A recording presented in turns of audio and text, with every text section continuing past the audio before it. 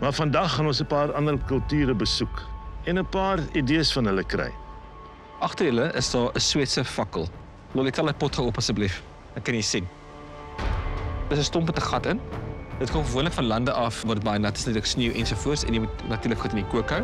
Die fakkel kan so gemaak word, 'n gat ingesink word en aan die brand gesteek word en hy stadig van die binnekant af uitdroog en dan ook natuurlik 'n koel maak die hitte kom bo uit of hy word gesny in kepe wat in mekaar bly. En dan steek jy dit aan. Die keepweergawe brand baie vinniger. Hier is 'n lekker stadige weergawe. So wat julle nou gaan doen, julle gaan onder julleself besluit wie gaan die eerste piramidetjie aftrek daarso, dan is daar 'n nommer op. Dan gee ek vir julle 'n boarding pass. Volgens daai boarding pass kies julle vir julle 'n koffertjie.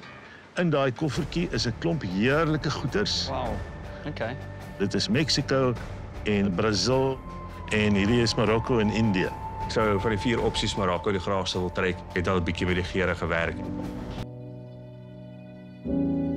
Trots geborg deur Toyota.